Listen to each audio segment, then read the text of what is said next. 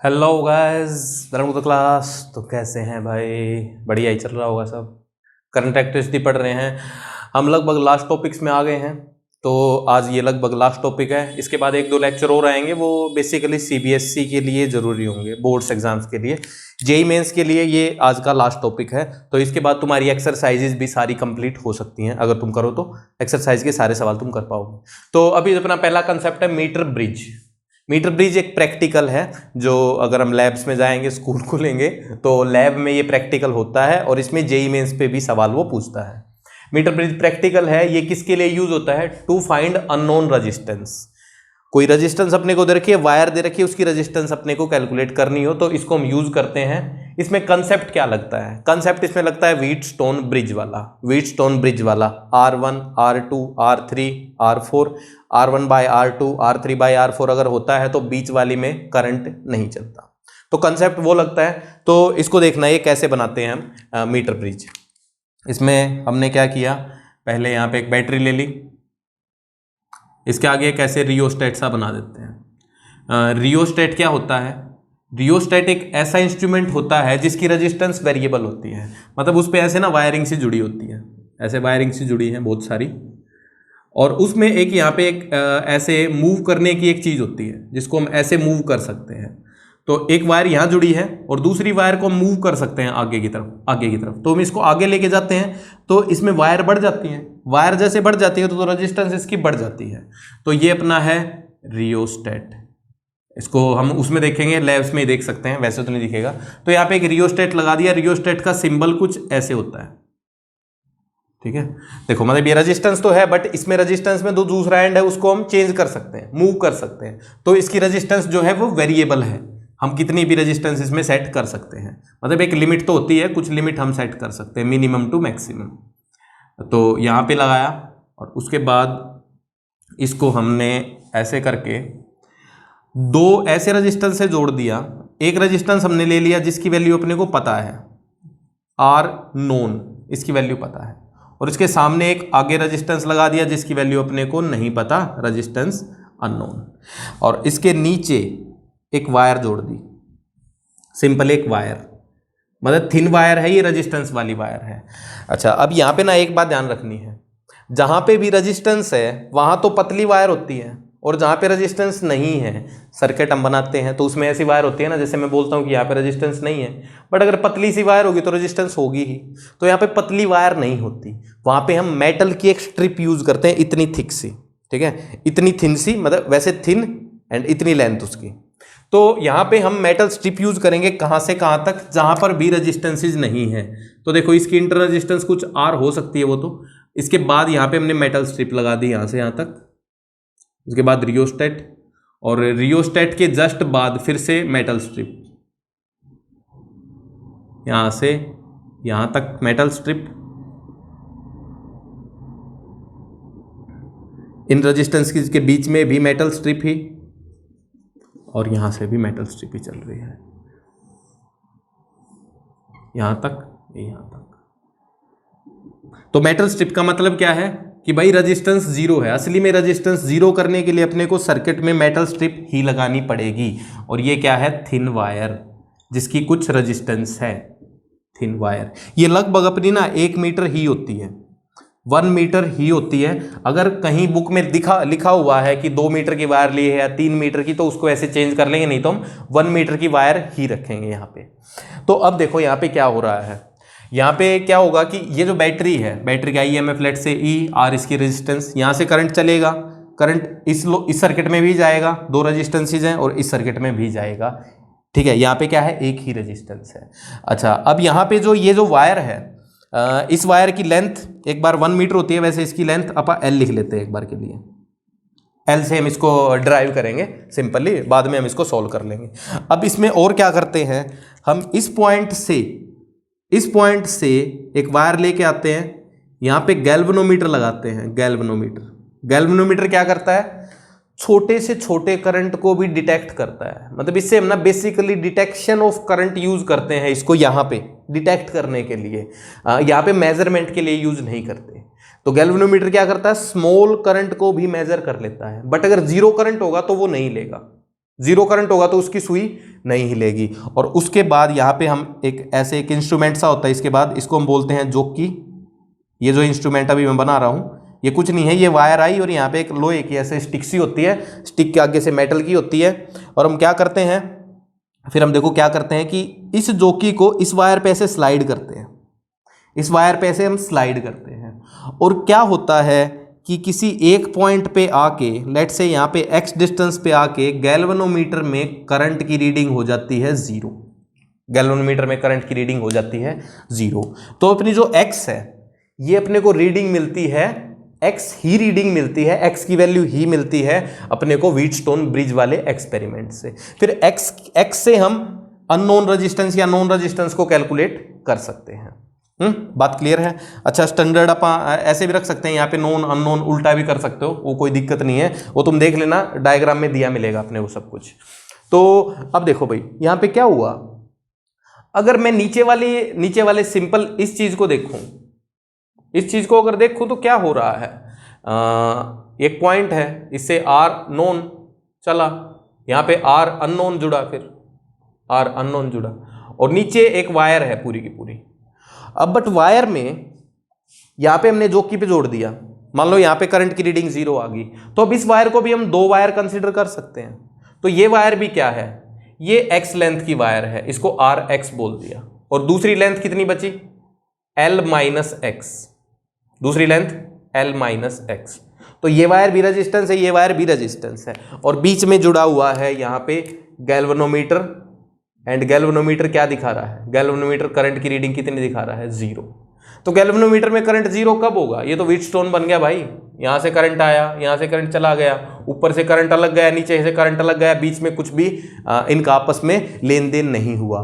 तो ये कंसेप्ट क्या है, ये तो व्हीटस्टोन ब्रिज है, ये व्हीटस्टोन ब्रिज है। और यहाँ पे अगर करंट 0 होता है, करंट अगर 0 होता है तो हम क्या लिख सकते हैं, हम लिख सकते हैं resistance known divided by RX is equal to resistance unknown divided by resistance of L-X length, ये लिख सकते हैं। बस यही है कंसेप्ट, यहीं पे सवाल अपना खत्म है, कंसेप्ट यहीं खत्म है। अब देखना क्या है कि x लेंथ अपने पास आ चुकी है, तो दूसरी लेंथ क्या है, L-X। अब रेजिस्टेंस ऑफ x लेंथ को मैं लिख सकता हूं रो L/A, L की जगह लेंथ, लेंथ कितनी, x, रेजिस्टेंस का फॉर्मूला भाई रो L/A होता है, तो x लेंथ में रेजिस्टेंस कितनी होगी, रो x/A होगी। और दूसरा रेजिस्टेंस ऑफ L-X लेंथ क्या होगा, रो L-X डिवाइडेड बाय A, यही तो होगा, सिंपल है। लेंथ की जगह क्या लिखना है, L-X लिखना है। अब ये दोनों वैल्यूज यहां पुट कर दो एंड गेट द आंसर। तो resistance known divided by rho x, A ऊपर चला गया, is equal to resistance unknown, नीचे रो L-X, A ऊपर चला गया, तो A and rho cancel out.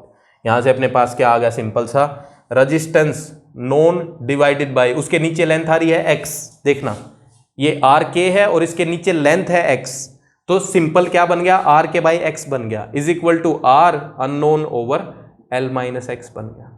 तो क्या हुआ अपने पास, फाइनल सी बात आ गई, x लेंथ अपने को पता ही होगी, देखो R नोन पता है, x लेंथ पता है, L-X पता है, सिर्फ यही नहीं पता, then we can get easily, simple answer आ जाएगा। तो व्हीटस्टोन ब्रिज का ही यूज हो रहा है, बस ये प्रैक्टिकल ऐसे दिखाना था, अपने को दिखाना था कि कैसे हो रहा है। इसमें वो वहां पे हम सिर्फ रेजिस्टेंस लिखते हैं, बट इसका आउटपुट देखना क्या आ गया, रेजिस्टेंस लिखने की जरूरत नहीं है, लेंथ लिख दो, खाली लेंथ लिख दो नीचे, ऊपर तो रेजिस्टेंस जो गिवन है और नीचे लेंथ, रेजिस्टेंस गिवन है नीचे लेंथ, बट ये रेजिस्टेंस किसकी है, इन दो की है। आई थिंक बात क्लियर है, यही अपना यही एक्सपेरिमेंट है, यही प्रैक्टिकल है, और इसी पे सवाल आ जाते हैं। सो जस्ट नोट, इस पे का सवाल देखता हूं मैं।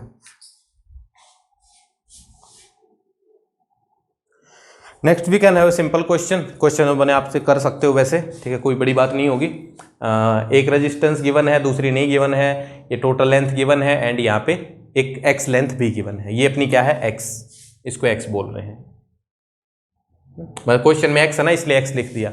अभी अपने को पहले तो आर फाइंड करना है, और अगला सवाल देखना क्या है। अगला सवाल कह रहा है if we add one more R parallel to previous R, तो पहले जो आर है उसके पैरेलल में एक और आर हम अगर लगा देते हैं तो x की न्यू वैल्यू क्या होगी, मतलब ये वैल्यू जो अभी 0.33 है वो क्या होगी, वो अपने को बताना है। तो अभी बात सिंपल है, पहले तो सिंपल क्या करना है, गैल्वेनोमीटर में करंट जीरो है, करंट जीरो है तो R1 बाय दिस लेंथ मतलब equal to R2 by this length. So R 5 ohm divided by length कितनी है 0.33 इज इक्वल टू दूसरी R डिवाइडेड बाय लेंथ, ध्यान रखना है लेंथ इस बार ये लेनी है 1 माइनस 0.33, ये बनेगा 0. लगभग 66, तो 0.66 आ गया, तो ये 2 कट गया तो R की वैल्यू आ गई अपनी 10 ओम। सिंपल। नेक्स्ट क्वेश्चन में क्या किया इसने कि R के पैरेलल एक और R लगा दिया, तो 10 ओम के पैरेलल, ठीक है, पता लग गया ना ये कितना है 10 ओम, तो इसके पैरेलल में एक और 10 ओम लगा दिया ऐसे। अब अपने को x बताना है। अब यहां पे हम देखें तो इस टर्मिनल के बीच की नेट रेजिस्टेंस कितनी बन गई, इस टर्मिनल के बीच की R नेट क्या बन गई 5 बन गई, 5 बन गई।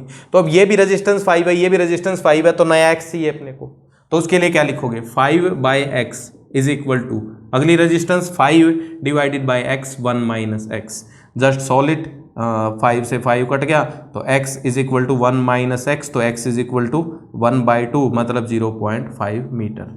तो इस टाइप के क्वेश्चन आ जाते हैं कि बड़े सिंपल क्वेश्चन आते हैं। अगर आपको मीटर ब्रिज सिंपल पता है कि क्या है, व्हीटस्टोन ब्रिज ही है, तो उसके बाद कुछ भी सॉल्व करना मुश्किल नहीं है। सिंपल एक फॉर्मूला सा याद रखो, फॉर्मूला भी क्या पहले हम लिख चुके हैं, बात सिंपल। सो जस्ट नोट, इसके आगे काम करते हैं बड़ा काम का। जो नेक्स्ट कंसेप्ट है अपने पास वो है पोटेंशियोमीटर। ये भी एक प्रैक्टिकल ही है, ये भी प्रैक्टिकल होता है स्कूल में, तो अपने को अगर आता है तो अच्छा रहेगा स्कूल के लिए भी। अच्छा, अब इसमें मैं खास बात बता देता हूँ कि इस पर जेईई मेंस बार बार सवाल पूछता है, मतलब लगभग हर साल। अब तो थोड़े ज़्यादा क्वेश्चन आते हैं, जैसे हर एक चैप्टर से 5-6 क्वेश्चन आते हैं, क्योंकि 5-6 पेपर होते हैं, तो उसमें 5-6 में से 2-3 क्वेश्चन पोटेंशियोमीटर पे आराम से हो सकते हैं। मतलब तुम्हारे आगे करंट इलेक्ट्रिसिटी में पोटेंशियोमीटर का क्वेश्चन आने की प्रोबेबिलिटी ठीक ठाक है, मतलब 0.25 तो है ही, तो 4 क्वेश्चन आएंगे तो एक पोटेंशियोमीटर हो सकता है उसमें से। तो पोटेंशियोमीटर क्या करता है, जैसे नाम से ही पता लग रहा है, मीटर है, पोटेंशियोमीटर, पोटेंशियो मतलब पोटेंशियल डिफरेंस, मीटर मतलब मीटर, पोटेंशियल डिफरेंस मेजर करता है। बट अगर हम वोल्ट मीटर की बात करें वो भी तो वही करता है। तो वोल्ट मीटर हमने एग्जैक्टली देखा था कि वोल्ट मीटर कभी भी एग्जैक्ट वोल्टेज मेजर नहीं करता, क्योंकि उसकी रेजिस्टेंस होती है खुद की, जिसकी खुद की रेजिस्टेंस होती है वो एग्जैक्ट वैल्यू मेजर नहीं करता। वोल्ट मीटर में हम देख चुके हैं। अब यहाँ पे फाइंड क्या करना है, और अपने को ईएमएफ फाइंड करना है। ईएमएफ एंड पोटेंशियल डिफरेंस में डिफरेंस होता है, और किसकी बात कर रहे हैं हम, सेल की। तो किसी सेल का ईएमएफ और पोटेंशियल डिफरेंस अलग अलग होता है। कैसे भाई, देखो सेल का ईएमएफ हम यहां बनाते हैं ई, और उसकी इंटरनल रेजिस्टेंस को बाहर बना देते हैं ई आर, बात क्लियर। अब जो सेल है उसका ईएमएफ हम कैलकुलेट करना चाहें तो उसमें करंट दौड़ाना पड़ता है अपने को। अगर हम वोल्ट मीटर से कैलकुलेट करें तो मान लो अपने पास वोल्ट मीटर ना आइडियल है, वैसे आइडियल होता नहीं ना, तो इसलिए आइडियल नहीं है। तो वोल्ट मीटर जो है उसके पास भी कुछ रेजिस्टेंस है, वोल्ट मीटर ऑफ रेजिस्टेंस, बात क्लियर है। अब अगर हमने एक सर्किट ऐसे चला दी तो इसमें करंट चलने लगेगा, करंट अगर चलने लगेगा इसमें आई करंट आ गया। तो अब इन दो पॉइंट्स के बीच का पोटेंशियल डिफरेंस अगर हम देखें तो क्या बनेगा, ये प्लस ये माइनस, ये प्लस ये माइनस, इस पॉइंट का ए पॉइंट ये, तो V A minus E plus I R is equal to B point पे आगे वी बी, तो V A minus V B is equal to क्या बन गया, ई माइनस आई आर। और ई माइनस आई आर क्या है, पोटेंशियल डिफरेंस है सेल के अक्रॉस। पोटेंशियल डिफरेंस जो है वो, या वोल्टेज सेल के अक्रॉस, तो ये है। बट अपने को निकालना क्या है, ई फॉर ईएमएफ, मतलब रेजिस्टेंस को हटा के। तो ईएमएफ कब कैसे कैलकुलेट कर सकते हैं हम सेल का, अगर वोल्ट मीटर लगाएंगे तो करंट चलेगा ही चलेगा, अगर करंट चल पड़ा तो ई माइनस आई आर अपने पास आएगा। या फिर हम एक चीज और देखी थी, अगर चार्ज हो रहा हो सेल, चार्ज हो रहा हो तो ई प्लस आई आर बन जाता है, और डिस्चार्ज हो रहा हो तो ई माइनस आई आर बन जाता है। तो एग्जैक्ट ई नहीं निकलता अपने से कभी भी पोटेंशियल वोल्ट मीटर से। तो देखो इसका एक और फंडा बताता हूं, एक और फंडा कैसे हम कैलकुलेट कर सकते हैं बड़े सही तरीके से, एक बार देखना उसको ध्यान से। पोटेंशियोमीटर का अभी बता नहीं रहा मैं, सिंपल ईएमएफ ही बता रहा हूं। तो देखो भाई, अपने पास लेट से एक ईएमएफ का ईएमएफ का सेल है, और उसकी R इंटरनल रेजिस्टेंस है, R1 मान लेते हैं। तो इसको क्या करो, इसको बहुत सारे सेल से कंपेयर करो, बहुत सारे सेल से कंपेयर करो।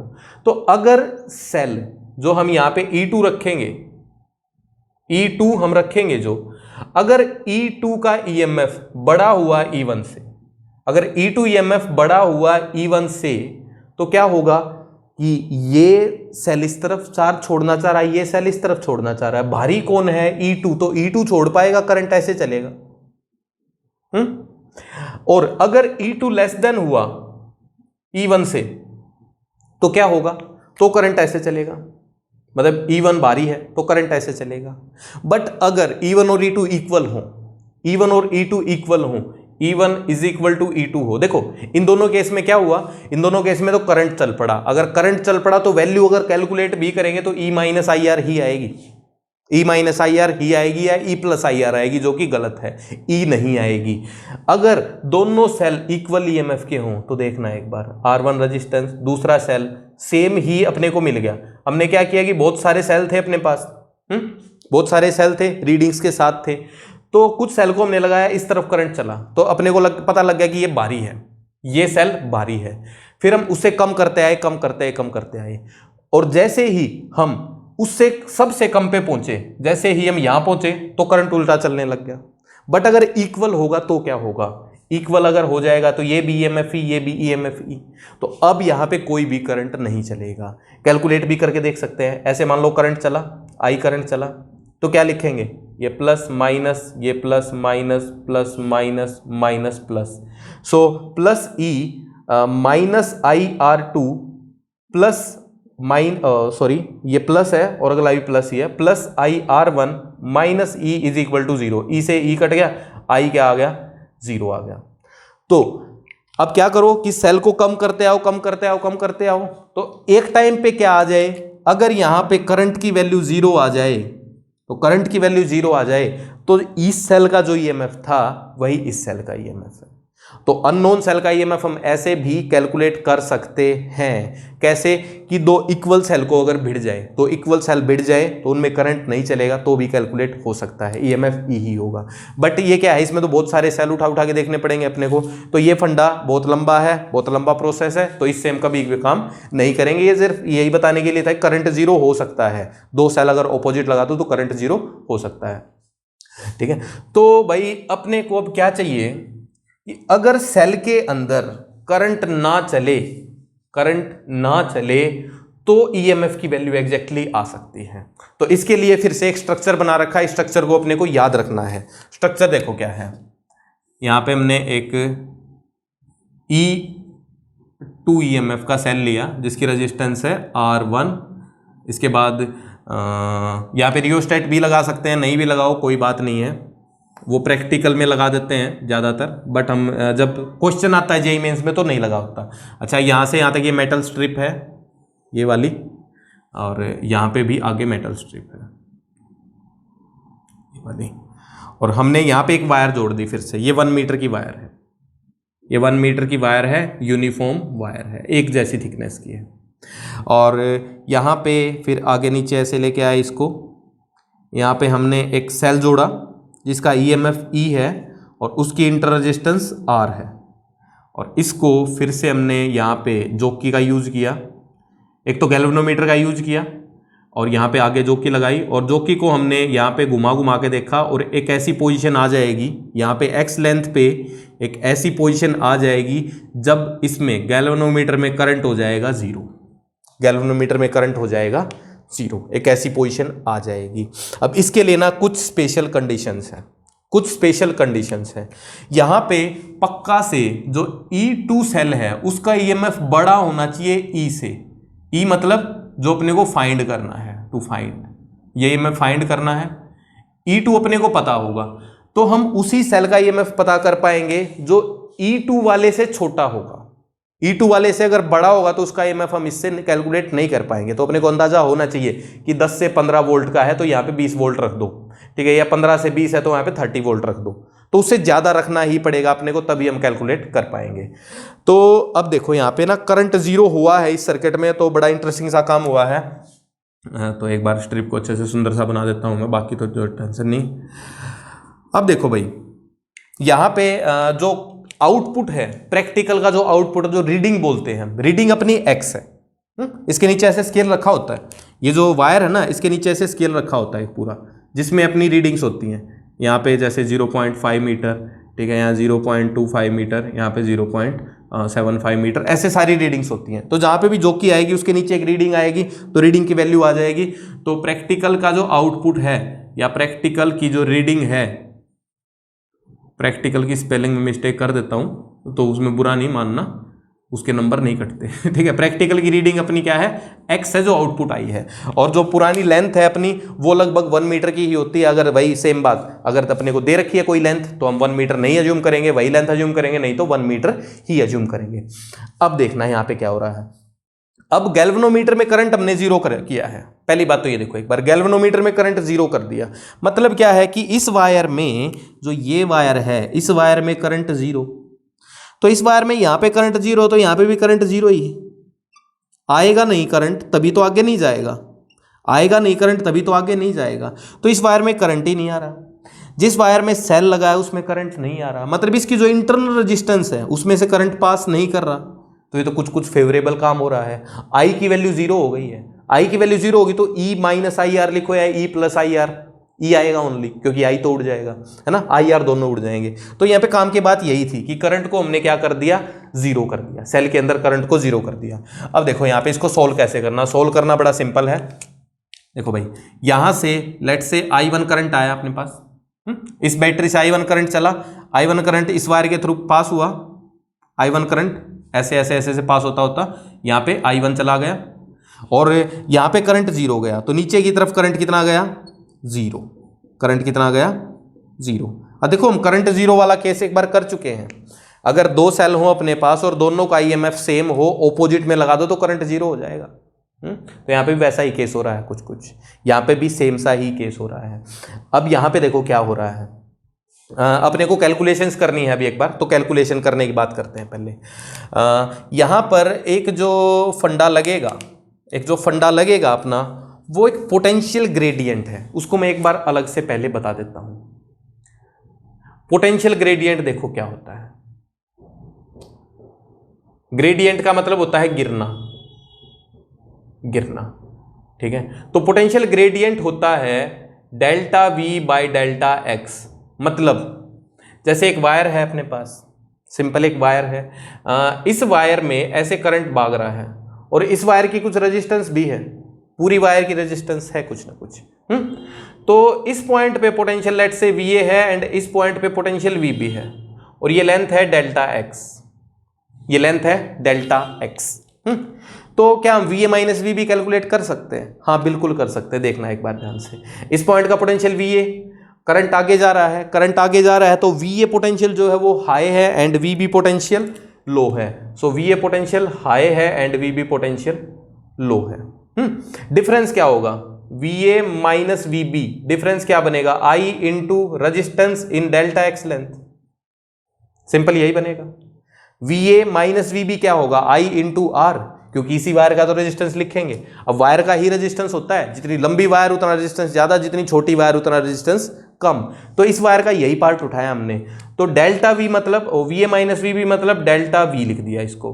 I ऐसे ही रेजिस्टेंस ऑफ दिस लेंथ क्या होगा, resistance of this length, resistance rho, length कितनी है, delta X by A, rho L by A. बात सिंपल है ना, इसी की रेजिस्टेंस लिखनी है। तो यहां से क्या आ गया, delta we by delta x अपने पास आ गया आई रो बाय ए। तो वैसे इस फॉर्मूले को ऐसे याद नहीं रखना, याद क्या रखना है, सिर्फ यही याद रखना है। मतलब क्या है कि loss in potential per unit length, potential per unit length. तो वायर में अगर करंट चल रहा है, देखो एक बार ध्यान से, अभी अब बातें देखना, इस पॉइंट पर जो पोटेंशियल है उसके अगले पॉइंट पर पोटेंशियल उससे कम होना है, क्योंकि क्या आया बीच में रेजिस्टेंस आ गया ना, ये हाई पोटेंशियल ये लो, उससे आगे में फिर और कम होना है। तो जैसे जैसे वायर पे हम आगे जाते रहेंगे वैसे वैसे वायर का पोटेंशियल गिरता रहेगा। और अगर उल्टा चलोगे उल्टा भी चल सकते हैं, उल्टा चलेंगे तो पोटेंशियल बढ़ता रहेगा। बात क्लियर? सो इसको जस्ट एक बार पॉज करके इसको नोट करो, इसके बाद आगे काम करते हैं हम। ये बड़ा काम का है भाई, ये इसमें जेईई मेंस में कई बार पूछ लेते हैं पोटेंशियल ग्रेडियंट ही बताओ क्या है। वैसे इसको अगर ऐसे ना भी छापते तो ये काम तो हो जाता है, इसके बिना भी हो जाता है, क्योंकि ये नाम नहीं लिखते हम, नाम की इंपॉर्टेंस है यहाँ पे। क्या नाम है? Potential gradient. याद ही होगा इतनी देर में तो, ठीक है। तो इसको हटा रहा हूँ मैं। अब देखो क्या होगा भाई, फंडा क्या लगेगा अपना। अब ये जो सर्किट है, एक ये सर्किट है अपने पास, एक ये सर्किट है, मतलब दो लूप हैं, एक लूप ये, दूसरी लूप ये। तो पहले तो अपने को पोटेंशियोमीटर के लिए अपने को फोटो याद होना चाहिए इसका, पहले फोटो याद रखेंगे।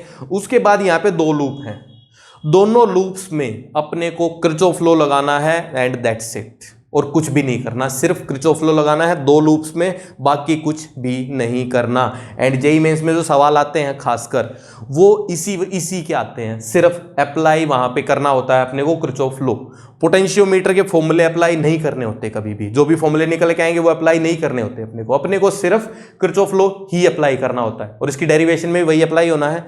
तो सिर्फ डेरिवेशन याद रखनी है, बाकी सवाल डेरिवेशन के बेस पे ही करने हैं सारे के सारे। तो अगर वन लूप की हम बात करें तो यहाँ पे हम I1 निकालने की कोशिश करेंगे, क्योंकि इसमें करंट I1 चल रहा है। तो देखना है यहाँ पे, अब ये जो वायर है, ठीक है, इसकी टोटल रेजिस्टेंस हम RW लिख देते हैं, resistance of wire, resistance of wire. अच्छा, इसमें ना ये रेजिस्टेंस भी काम आने वाली है, ये रेजिस्टेंस भी काम आने वाली है, तो RX भी लिख देते हैं एक बार, RX मतलब रेजिस्टेंस ऑफ X लेंथ। ये क्या होगी? रो L/A होगी। अच्छा, पूरी वायर की अगर हम लिखना चाहें तो फॉर्मूले के साथ क्या बनेगी? रो L/A, L मतलब टोटल लेंथ, तो L भी लिख देते हैं उसको, 1 मीटर भी लिख देते हैं, और RX की वैल्यू अपने पास ये आ गई। अब यहां पे देखना, करंट ऐसे चला तो इस वायर में पूरी में करंट चला, और इसकी रेजिस्टेंस कितनी है? RW, और करंट चला आगे की तरफ, तो ये वाला पोटेंशियल इसका हाई एंड ये वाला पोटेंशियल इसका लो। और इसके अक्रॉस पोटेंशियल डिफरेंस कितना आ गया? कितना आएगा? I इंटू RW, क्योंकि टोटल वायर है, टोटल वायर तो रेजिस्टेंस कितनी है? RW, करंट कितना है इसका? I। अब ऊपर करंट गया, इसकी इंटर रेजिस्टेंस के थ्रू ऐसे प्लस माइनस पास किया, और फिर बैटरी के थ्रू पास किया। तो फर्स्ट लूप में किरचॉफ लॉ अप्लाई करते हैं, तो क्या दिखेगा अपने को? प्लस दिखेगा पहले I1 RW plus I1 R1 minus E2 is equal to 0। यहां से I1 की वैल्यू आ गई अपनी E2 divided by RW plus R1, I1 की वैल्यू अपनी डायरेक्ट आ गई। अब दूसरी लूप में किरचॉफ लॉ लगाना है। देखो दूसरी लूप को ना अलग से बना देता हूं, इसको देखना ध्यान से। दूसरी लूप में क्या हो रहा है? एक ये वायर है इतनी सी, जिसकी रेजिस्टेंस है RX, इसमें करंट चल रहा है आगे की तरफ, कितना? I, और नीचे एक EMF का सेल जुड़ा है जिसकी इंटर रेजिस्टेंस है R1, बट ये जो सर्किट है इसमें करंट 0 है। यहाँ पे गैल्वेनोमीटर रखा है, उसमें रीडिंग कितनी है? 0। इसमें करंट 0 है, ऊपर करंट चल रहा है, तो किरचॉफ लॉ तो हम लगा ही सकते हैं, लूप तो है ही ना। अब जरूरी नहीं है कि करंट ऐसे ऐसे पूरा पास करे तभी लूप बनती है, करंट किसी में ऐसे चल सकता है, ऐसे चल सकता है, लूप होनी चाहिए। लूप मतलब एक पॉइंट से शुरू करो, उसी पॉइंट पर वापस आओ। तो यहां पे हम ऐसे करके एक बार किरचॉफ लॉ अप्लाई करते हैं। तो पहले तो ऊपर RX है, RX में क्या आएगा? ये प्लस ये माइनस, ये प्लस ये माइनस, और साथ में जो ये चीज है ये एक स्ट्रिप है पूरी की पूरी, तो इसकी रेजिस्टेंस है ही नहीं, और वैसे भी इसमें करंट नहीं चल रहा तो रेजिस्टेंस का फायदा नहीं होगा। अब देखो आगे, तो इसमें I करंट, रेजिस्टेंस इसकी RX, तो पोटेंशियल डिफरेंस क्या बन गया? I इंटू RX बन गया। अब नीचे आओ, नीचे ये प्लस ये माइनस, EMF E। दूसरा यहां पे जो इंटरनल रेजिस्टेंस है, यही तो काम की बात है, इसमें करंट कितना है? 0, तो potential difference across internal resistance कितना बन गया? 0 बन गया। यही काम की बात है, बस अब घूम जाओ सेल पे, अब ऐसे घूम जाओ, क्या लिखेंगे? I करंट चला, इसमें I कौन है? I1 ही है, I1 करंट चला एंड रेजिस्टेंस उसकी है RX is equal to, oh sorry, फिर पीछे आए माइनस E, IR तो लिखना ही नहीं, इज इक्वल टू 0। तो यहां से अपने पास क्या आ गया? E is equal to I1RX। Simple, यही अपना आंसर है। What is E? E ही तो निकालना था। I1 की वैल्यू अपने पास है, I1 की वैल्यू ऊपर वाली सर्किट से निकलेगी। और देखो ऊपर वाली सर्किट से ना किरचॉफ लॉ ना भी लगाओ तो भी बड़ा सिंपल है। कैसे? क्योंकि एक ही सेल है, बाकी रेजिस्टेंस है, एक ये रेजिस्टेंस है, एक ये रेजिस्टेंस है। अगर रियोस्टेट भी दिया हो या एक्स्ट्रा भी रेजिस्टेंस दियो तो उसको भी लिख दो। तो देखो करंट बड़ा सिंपल आ रहा है, एक ही बैटरी है और सारे रेजिस्टेंस सीरीज में है। तो I1 की वैल्यू अपने पास सिंपल ऊपर से आएगी E2/RW प्लस R1 या R1, ठीक है R1 लिखा हमने, इसको नाम लिखा R2, इसको R ही लिख दो, छोड़ो। ऊपर से आ गई ये रेजिस्टेंस। अच्छा RX की वैल्यू क्या है भाई? RX की value row X bye A, row X bye ए। अच्छा अब यहाँ पे ना एक कंफ्यूजन हो सकता है कि भाई रो की वैल्यू नहीं पता, ए की वैल्यू नहीं पता, ये कहाँ से आ जाएंगी? अगर अपने को रेजिस्टेंस ऑफ वायर पता है, रेजिस्टेंस ऑफ वायर यहाँ से पता है अपने को, तो रो बाय ए की वैल्यू क्या बनेगी? RW into L, RW into L, ये वैल्यू बन जाएगी। तो यहाँ पे सेल का जो EMF है, EMF, वो बनेगा E2/RW प्लस R1। इसको देखो मैं क्या कर रहा हूं ना, रट्टा नहीं मारना। क्यों? क्योंकि यहाँ पे रेजिस्टेंस वो ज्यादा भी दे सकते हैं, कम भी कर सकते हैं। तो कौन सी रेजिस्टेंस लेनी है? जो इस सर्किट में आ जाए, इस लूप में आ जाए। इंटू यहाँ पे RW into L into X, ठीक है सही लिखा? बाय एल है, सॉरी बाय एल है ना, मेरे को पंगा लग रहा था। तो RW by L into x, ये क्या आ गई अपने पास? EMF की वैल्यू आ गई। अब इसके अंदर जो E2 है वो गिवन है, E2 गिवन है, ये भी गिवन है, रेजिस्टेंस ऑफ वायर भी कांस्टेंट है, लेंथ भी कांस्टेंट है, तो डायरेक्ट X आ रहा है, सिंपल X आ रहा है। तो X क्या है? X ही तो वो लेंथ है, X ही तो लेंथ है जो इनपुट है अपने पास। तो यहां पे EMF क्या आया? डायरेक्टली प्रोपोर्शनल टू X आ गया, EMF directly proportional to X आ गया। अच्छा इसको कैसे यूज करना है कि अगर इस सेल की जगह हम ऐसे E2 सेल लगा देते, E2 सेल लगा देते तो उसके लिए लेंथ अलग आती, X2 लेंथ आती। और यहां पे क्या कर रहा है? E directly proportional to X। तो इसका मतलब सिर्फ यही है कि E1 by E2 is equal to X1 by X2, ठीक है? E1 है तो लेंथ X1 है, E2 है तो लेंथ X2 है। तो ये इसी को कंपेयर कर रहा है। इसकी जगह अगर E2 रखें, अपने को ना कई बार ऐसा लगता है कि इस E2 को कंपेयर कर रहा है, ये E2 नहीं है। चलो इसका नाम मैं बदल देता हूं, E3 लिख देता हूं, X3 लिख देता हूं, E3 X3। तो अगर हम अलग अलग सेल्स को अप्लाई करते जाएं, अलग अलग सेल्स को सेम स्ट्रक्चर में अप्लाई करते जाएं, तो डिस्टेंस या X अलग अलग आएगा सबका, और EMF के वो डायरेक्टली प्रोपोर्शनल ही होगा। तो देखो भाई हमने यहाँ पे क्या किया, सेल के अंदर करंट को नहीं चलने दिया। अगर सेल के अंदर करंट नहीं चला तो E ही लिखा गया, IR लिखा ही नहीं गया। तो वैल्यू किसकी निकल के आई? E की वैल्यू निकल के आई। और किया क्या? सिर्फ किरचॉफ लॉ अप्लाई किया दोनों लूप्स के अंदर, and we get the answer. Simple बात है। सो जस्ट नोट, आगे चलते हैं।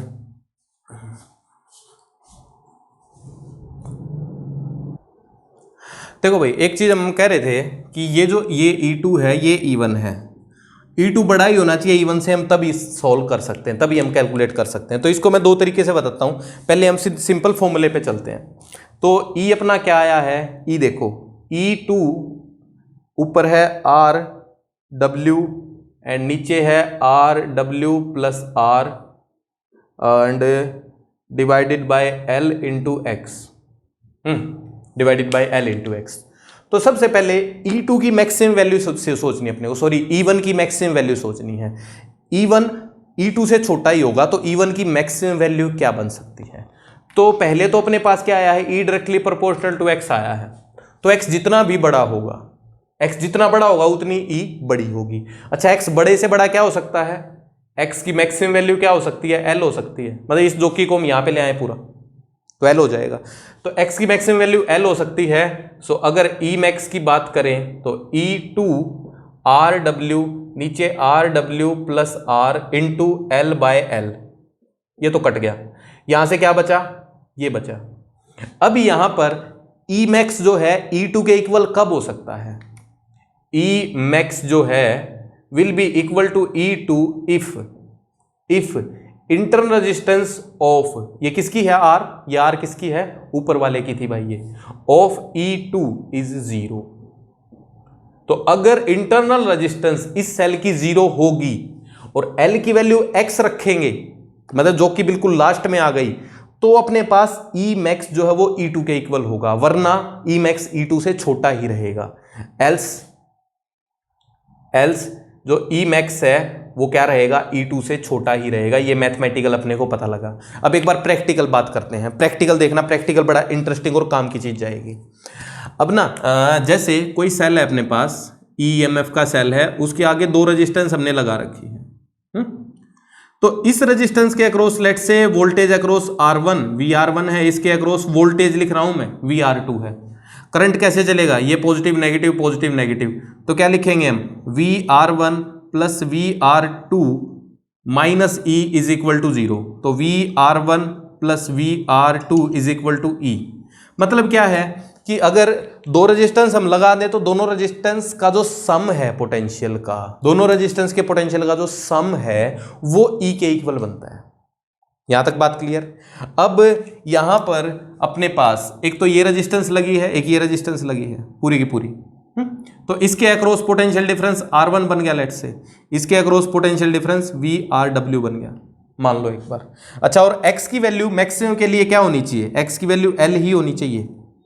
तो मैक्सिमम की बात करते हैं हम, तो मैक्सिमम अगर होगा तो यहां पे जाके जो कि ऐसे सेट हो जाएगी, गैल्वेनोमीटर में करंट 0 हो जाएगा।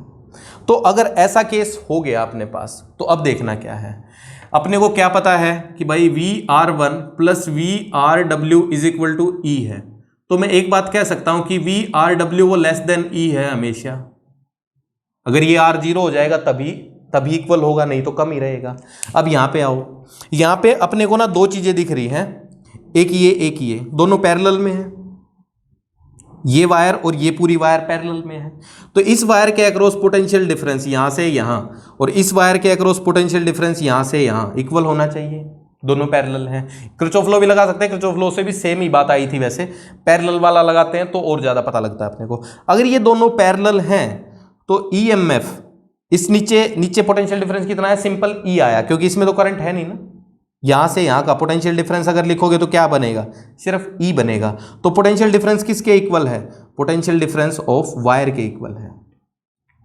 पोटेंशियल डिफरेंस ऑफ वायर के इक्वल है। And potential difference of wire क्या है, VRW क्या है, E2 से कम है। तो क्या पता लगा हमें यहां से कि E1 must be less than E2। Simple बात हुई। अच्छा, और अगर ऐसा हो कि ये यहां पे X ही आए, अगर X ही आए तो उसके लिए मैं एक बार बना देता हूं अलग से फोटो। तो यहां पे देखना बड़ा सिंपल जाएगा, कोई बड़ी बात नहीं होगी। देखो ये E2 है, इसके अक्रॉस एक रेजिस्टेंस R लगा, फिर एक ये ऐसे गया पूरा का पूरा, ये X लेंथ पे आ गई जो की मान लो, और यहाँ पे E EMF, R resistance, current चल नहीं रहा उसमें, E EMF है। अब यहां पर क्या करो ना, इस सर्किट में 3 रेजिस्टेंस सोच लो, 3 सोच लो रेजिस्टेंस, ये रेजिस्टेंस R, ये रेजिस्टेंस RX एंड ये रेजिस्टेंस RL-X। ये नाम लिख रहा हूं बस मैं, R इंटू X नहीं है वो, RX नाम है बस। अब यहां पे क्या दिख रहा है अपने को कि जितना पोटेंशियल डिफरेंस इसके अक्रॉस है उतना ही पोटेंशियल बैटरी के अक्रॉस होना चाहिए, क्योंकि पैरेलल में तो अब RX आया है। तो E का पोटेंशियल डिफरेंस क्या होना चाहिए, जितना पोटेंशियल डिफरेंस है RX का। E का कितना होना चाहिए, जितना पोटेंशियल डिफरेंस है RX का। एंड क्या पता है अपने को कि भाई potential difference of R plus potential difference of RX plus potential difference of R लिखना है, sorry, potential difference of RX plus potential difference of RL-X is equal to E है। तो पोटेंशियल डिफरेंस ऑफ RX तो simple E से कम ही होना चाहिए ना, E2 से कम ही होना चाहिए, ठीक है। तो ये E2 से कम है तो E इसके इक्वल है, तो E से कम ही रहेगा। तो मतलब हम क्या कर रहे हैं ना, यहां पे पोटेंशियल डिफरेंस को क्रिएट करते जा रहे हैं। और ये कैसी बैटरी बना रहे हैं हम, ध्यान से देखना, कैसी बैटरी बना रहे हैं, आगे पॉजिटिव पीछे नेगेटिव, इसमें भी आगे पॉजिटिव पीछे नेगेटिव। तो हम क्या कर रहे हैं, जैसे जैसे इस वायर को हम ऐसे आगे लेके जाते जा रहे हैं, आगे लेके जाते जा रहे हैं, तो यहां पे बैटरी जो बनी, बैटरी बन गई ना, एक पॉजिटिव एक टर्मिनल एक नेगेटिव, बैटरी टाइप बन गई, उसका पोटेंशियल डिफरेंस बढ़ाते जा रहे हैं।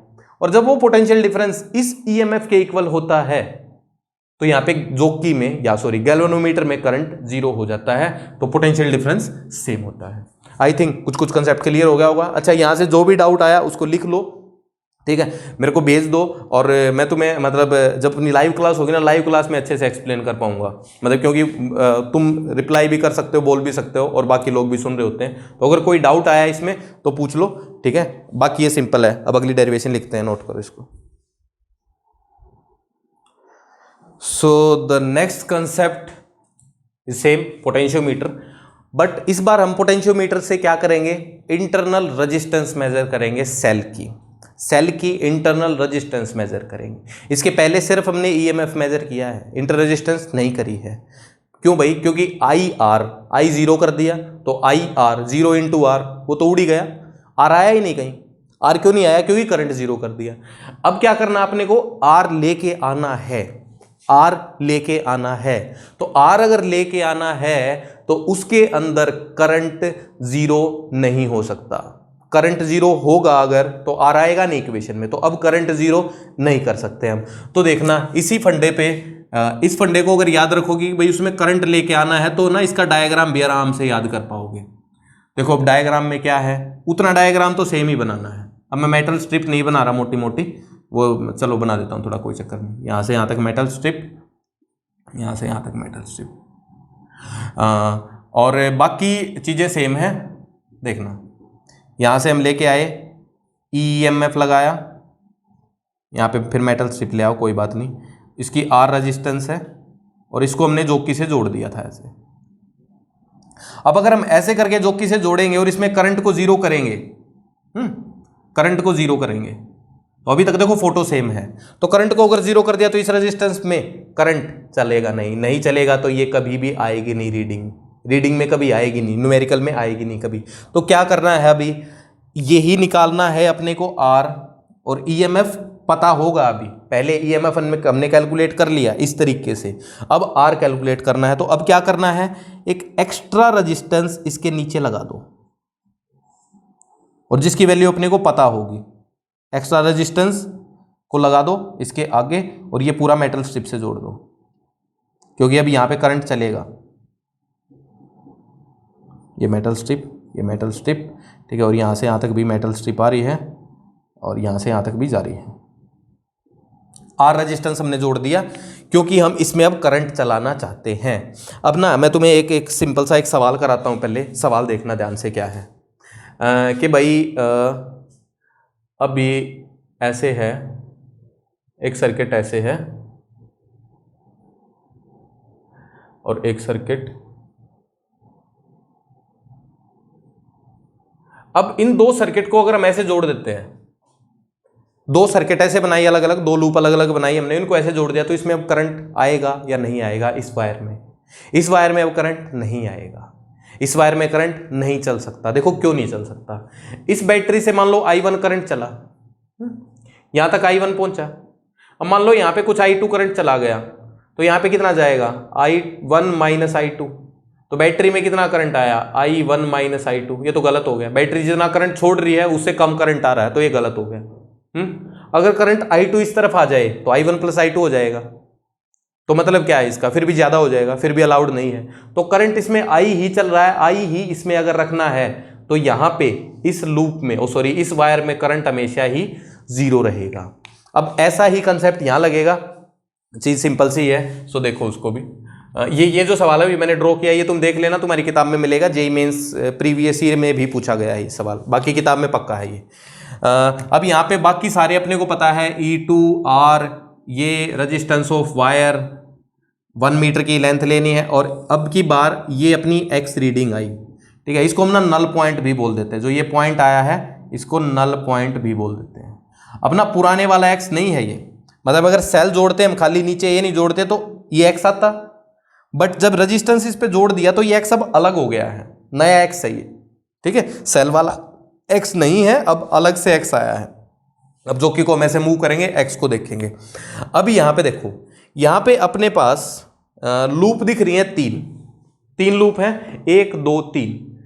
किरचॉफ लॉ लगाना है तीनों में, सिंपल किरचॉफ लॉ लगाना है तीनों लूप्स में और कुछ भी नहीं है।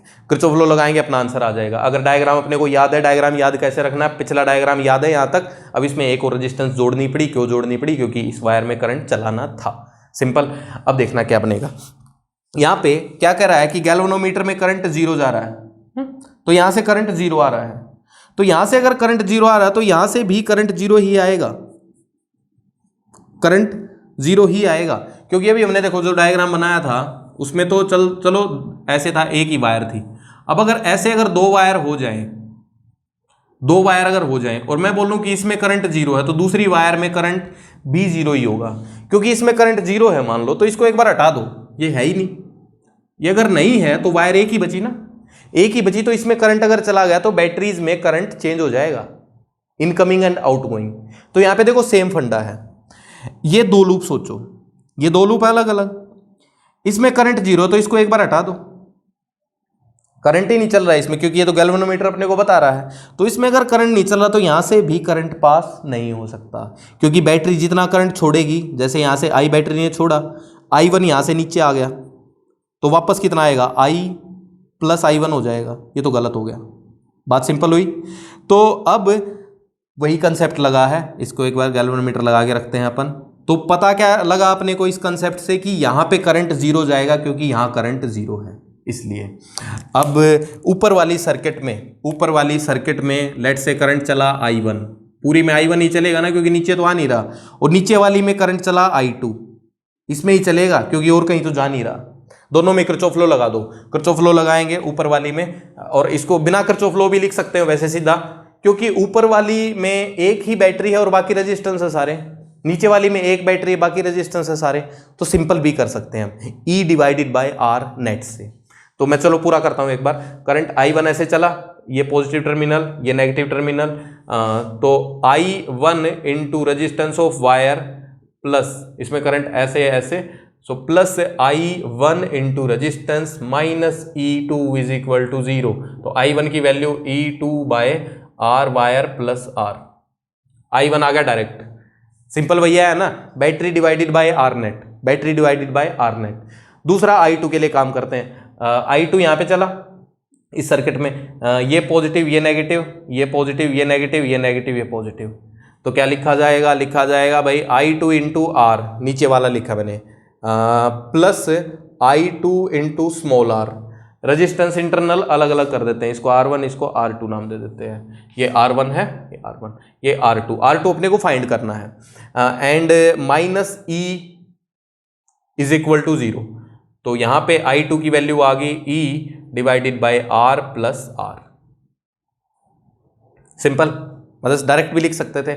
अब क्या करना है, अब ये करना है कि जो बीच में जो भी बच गया उसमें किरचॉफ लॉ लगा दो। बीच वाली चीज ये बच गई बस, अब इसमें किरचॉफ लॉ लगा दो फिर से। इसमें किरचॉफ लॉ लगाने के लिए मैं फोटो अलग से बना देता हूं, क्योंकि इसमें कंफ्यूजन होने के चांस है थोड़े बहुत। इसमें करंट चल रहा है I1, ये ध्यान रखना है, ऊपर वाली में करंट I1 है, वायर में करंट I1 है। एंड नीचे मेटल स्ट्रिप I, ये तो मेटल स्ट्रिप है, इसकी रेजिस्टेंस अपने को लिखनी है नहीं। इसके बाद यहाँ पे बैटरी जुड़ी, बैटरी का EMF अपने को पता है, अभी EMF तो पता है, पता क्या नहीं है, सिर्फ R2 नहीं पता है। और फिर ये ऐसे जुड़ गई, बात क्लियर इसके साथ। और यहाँ पे करंट है अब, ठीक है, इसमें करंट है, इसमें करंट नहीं है, इसमें करंट 0 है, यहां तक करंट है। यहां तक करंट किस तरफ है, डायरेक्शन भी देख लो उसकी, डायरेक्शन पीछे की तरफ है, ये वाला पीछे की तरफ है, मतलब इस डायरेक्शन में इसमें करंट है। कितना भाई, I2। अब यहाँ पे घूम के किरचॉफ लॉ लगा दो, ये प्लस ये माइनस, ये प्लस ये माइनस, करंट ऐसे चल रहा है तो ये प्लस ये माइनस। डायरेक्शन सॉरी साइन अपने को हमेशा लगाने हैं करंट को देख के, एंड साइन तो अपने को देखना, जो पहला साइन है पहले लिखना, बाद में लिखना है। तो जस्ट मैं अप्लाई कर रहा हूँ यहाँ पे, देखना मैं ऐसे घूम रहा हूँ तो सबसे पहले मेरे को दिखा प्लस E, फिर क्या दिखा माइनस I2 इंटू R2, फिर क्या दिखा, देखो यहाँ पे माइनस ही दिखा, फिर माइनस दिखा, माइनस I1 इंटू रेजिस्टेंस, इसकी रेजिस्टेंस कितनी है RX, ये तो X लेंथ है only, IRX is equal to 0। यहाँ से R2 ही चाहिए अपने को, तो E minus I1 RX is equal to I2 R2। I2R2, तो R2 की वैल्यू डिवाइडेड बाय I2 चला गया, सिंपल, ये R2 की वैल्यू आ गई और यही अपने को निकालनी थी। अच्छा, EMF कौन सा है? EMF अपने पास ये कौन सा है? ये नीचे वाली बैटरी का है, ये देखना है, नीचे वाली बैटरी का है। अच्छा, I1 की वैल्यू ये रही, I2 की वैल्यू ये रही। I1 की वैल्यू, I2 की वैल्यू है अपने पास, और I1 I2 की वैल्यू डायरेक्ट लिख सकते हैं हम, डायरेक्ट लिख देना, कोई दिक्कत नहीं है। बट ये इक्वेशन ध्यान से लिखनी पड़ेगी, इसमें ना साइंस वगैरह का पंगा हो सकता है। इसमें करंट आगे चल रहा है, इसमें करंट पीछे चल रहा है, तो हम इस तरफ से आए तो ये भी नेगेटिव दिखा और ये भी नेगेटिव दिखा, ये भी नेगेटिव दिखा, क्योंकि यहाँ पे देखो प्लस और माइनस। अब अगर यहाँ से कंपेयर करो तो यहाँ पे माइनस साइन आएगा ना, यहां से कंपेयर करें तो माइनस आएगा, यहां से करें तो प्लस आएगा, बट इसको उठा रहे अपन, इसको उठा रहे तो माइनस साइन ही आएगा। सो आई थिंक सवाल क्लियर है। अब इसके बाद हम इसके कुछ सवालों को प्रैक्टिस कर लेंगे, जैसे जेईई मेंस के। चलो एक बार कुछ प्रैक्टिस करते हैं, एक दो सवाल, जस्ट नोट करो इसको। So guys look at this question, ये जेईई मेंस में क्वेश्चन आ रखा है, क्वेश्चन पढ़ते हैं। In potentiometer experiment, the balancing with cell is at 240 centimetre. सबसे पहले देखो 240 सेंटीमीटर दे रखा, तो 100 सेंटीमीटर से ज़्यादा है ये, तो यहाँ पे लेंथ जो है 1 मीटर से ज़्यादा है, उसने दे दी है। अगर नहीं देता तो 1 मीटर से कम अज्यूम करनी है अपने को, तो उसमें 240 दे रखी है पहले, तो वो ज़्यादा है, अपने को पता नहीं अब कितनी है, कितनी लेंथ है वो नहीं पता। तो जब हमने सेल से एक्सपेरिमेंट किया, ओनली सेल से किया, तो सेल को उसने बैलेंस किया 240 सेंटीमीटर पे। सेल को बैलेंस ही किया ना, मतलब सेल का EMF और ऊपर वाले रेजिस्टेंस का EMF अगर इक्वल आया तो करंट फ्लो नहीं किया। तो ये पहला एक्सपेरिमेंट है जिसमें हम सेल का EMF कैलकुलेट करते हैं। उससे अपनी लेंथ आई 240, एक्स की वैल्यू। फिर क्या किया, on shunting the cell with resistance of 2 ohm. फिर इस सेल जो नीचे था उसको शंट किया। शंट करना अपने को पता है, शंट करते हैं ना गैल्वेनोमीटर से वोल्टमीटर, वो एमीटर बनाने के लिए। तो इसके पैरेलल में एक रेजिस्टेंस हमने लगा दी 2 ओम की, जो R लिखा था नीचे। अब बैलेंस पॉइंट आ गया 120 सेंटीमीटर पे। तो find internal resistance of cell, I मतलब इंटरनल रेजिस्टेंस ऑफ सेल अपने को बताना। तो देखो यहाँ पे ना कुछ चीज़ें अपने पास ना बड़ी सिंपल आउटपुट आएंगी इस सवाल से, जो अपने को ध्यान रखनी चाहिए। अब देखो भाई, जो अपना स्ट्रक्चर है ऊपर वाला स्ट्रक्चर अगर हम सेम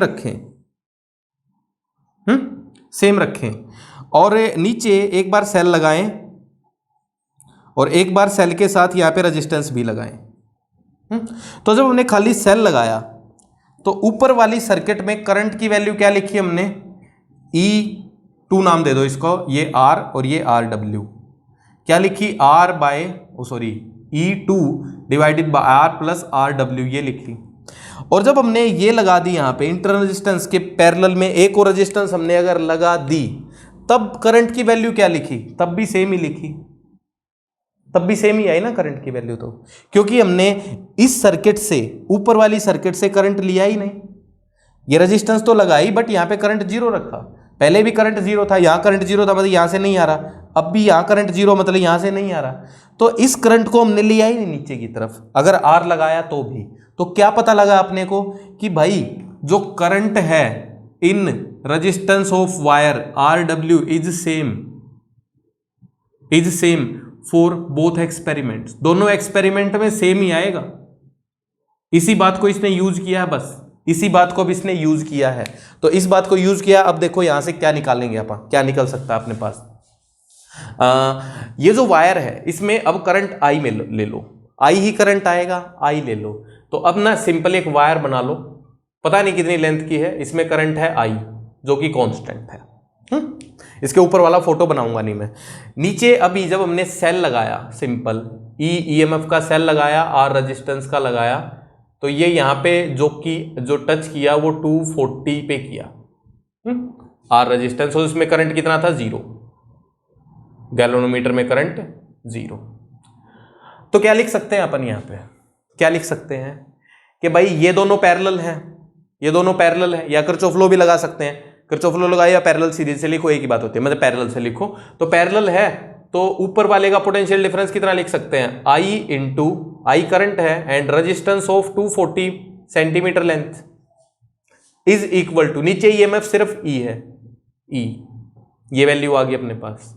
अच्छा R40 को R240 को हम ऐसे लिख सकते हैं ना, रो L कितना 240, चलो सेंटीमीटर में लिख दो बाय A, क्योंकि वो कट जाएगा इसलिए उसको सेंटीमीटर में लिख रहे हैं। तो यहां पे E की वैल्यू लिख दी हमने in terms of I and R।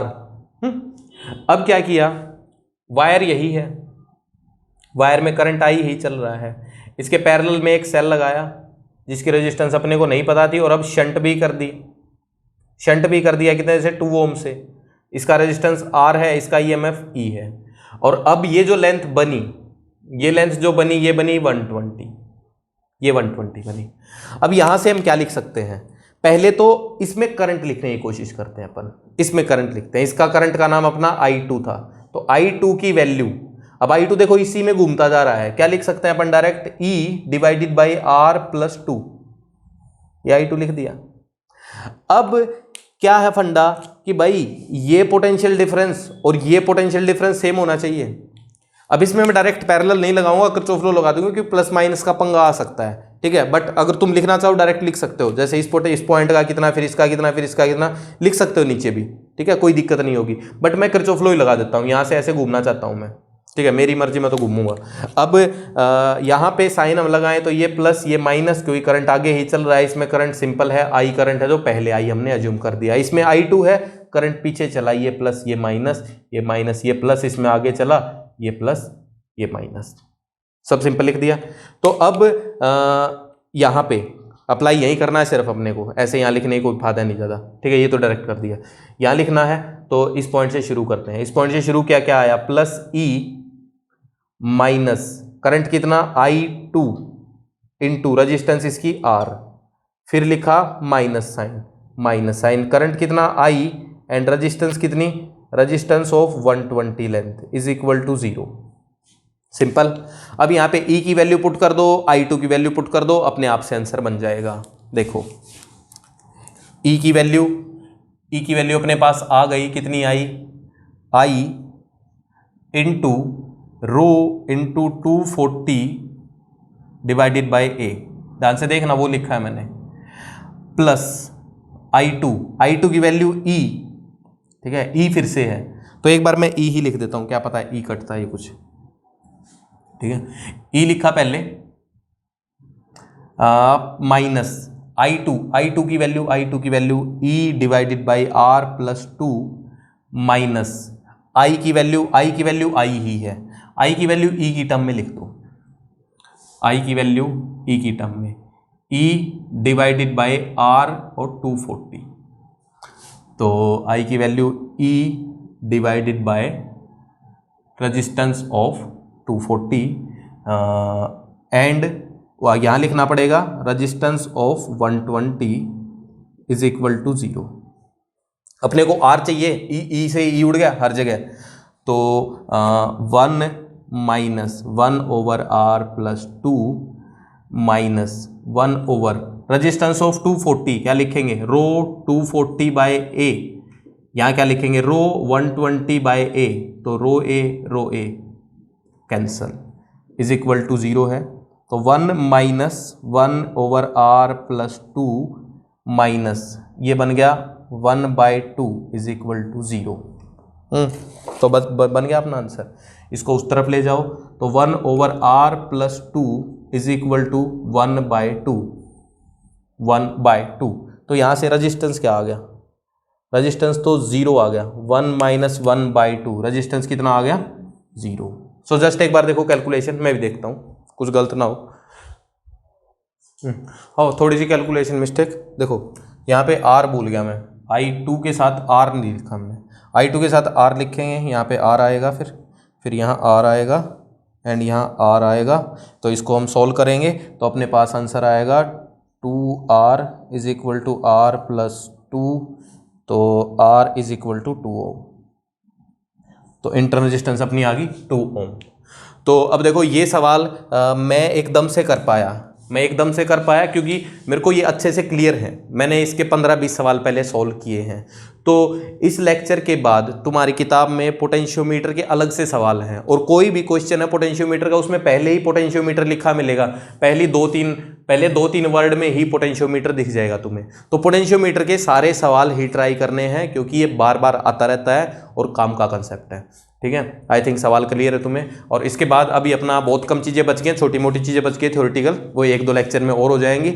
JEE mains and advance के अकॉर्डिंग अपना अभी टॉपिक खत्म हो गए हैं, सिर्फ एक कंसेप्ट छोड़ के छोटा सा, और ड्रिफ्ट वेलोसिटी वाला, वो हम करते हैं। ठीक है, तो भाई तब तक के लिए करो मजे, पढ़ते रहो, फिर मिलते हैं। Bye bye, thank you.